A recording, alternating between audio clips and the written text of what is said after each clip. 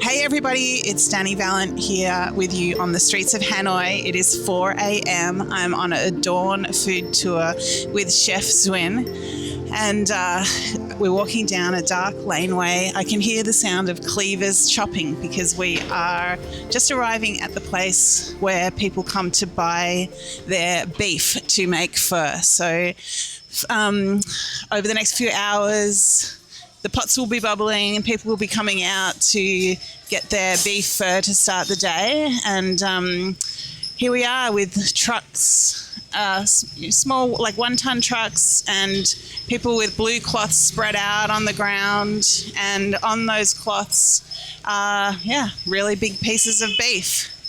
So it looks like really hard work. So just huge beef bones, like a huge set of ribs, and just a guy sitting on a little white plastic stool and hacking away at it. I'm sure there is so much flavour in these bones. This is just a sense of endless industry. I'm looking in the back of a truck. There's portions of carcasses hanging on hooks. Now we're at the Long Bien wholesale market, where there's vendors with lots and lots of produce lined up on both sides of this narrow road. Seeing peanuts and tomatoes and cucumbers and beans and little white eggplants, long squash, bananas, mostly for offerings, the occasional pork vendor with meat chopped up on a table, ready to portion further. There's big fat raindrops falling, and we're in our little plastic raincoats, strolling along, watching people sort produce, pull it out of sacks, trim it. People have got their manual scales here, and vendors are loading up their motorbikes with an extraordinary amount of produce to feed the city. It's quite a scene. One thing I'm starting to get my head around here in Hanoi is that businesses or spaces are so multi-purpose. So they are one thing in the middle of the night and another thing during the day. We just went past a shop that's vegetables overnight and mattresses and bedding during the day. Now we're seeing some of the beef that has been bought at our first destination. It's been portioned up and sold here in smaller portions. So you just get a sense of a long supply chain full of small businesses that are just taking a clip as they portion out the produce and sell it on to its final user. It's a busy and industrious system full of so many people working so hard and just doing incredible things like balancing these motorbikes that are on either side of me, just incredibly laden with bags and crates. Just, the skill in the industry is so impressive. I just cannot believe the feats of packing and balancing. So the husband riding a motorbike that's laden with boxes, and there's only the tiny spot for the wife to put one foot at the back. And they're going to take that food into the city and cook it up and sell it. Thank you, people. Maybe we'll be eating their produce later. So as Wynn has been saying, that most of these vendors, they're the farmers. These stalls or these buildings back onto the Red River, and they've brought the produce from their farm and they're selling it here today. Some of it's imported, but most of this food is grown locally.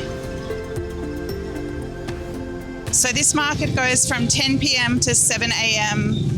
every day. We're here at about 4:30, and some people are already packed up. This market feeds not only Hanoi, around 8 million people, but all the cities in the north, cities and villages. People have already come here maybe 1 a.m. and purchased what they need, and they've already taken it back home.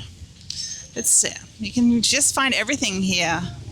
Pineapples, carrots, cucumbers, ginger, galangal, limes and kumquats, cabbages, okra, radishes of all sorts, onions and garlic. turnips being peeled, garlic being shelled, limes being sorted, bicycles getting loaded up. I'm so energised by this scene. As someone who loves sitting down to plates and bowls of food, I really appreciate knowing where it comes from and the supply chain as it gets to my plate. Just all the skill and industry along the way. I find it really humbling, and I'm just filled with a really strong sense of gratitude, even though it's 4:30 and I'm barely awake. Just walked past an area where there's lots of chickens, beautifully plucked and prepared, big, fat, yellow chickens. Who knows, maybe I'll be eating one of them later.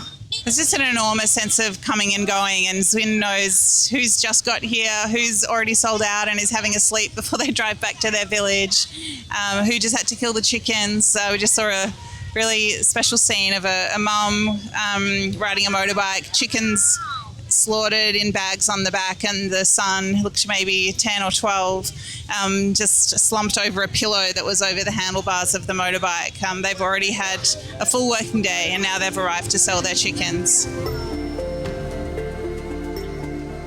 Now we're in an area where there's like 1-ton trucks that are filled up with straw and watermelons.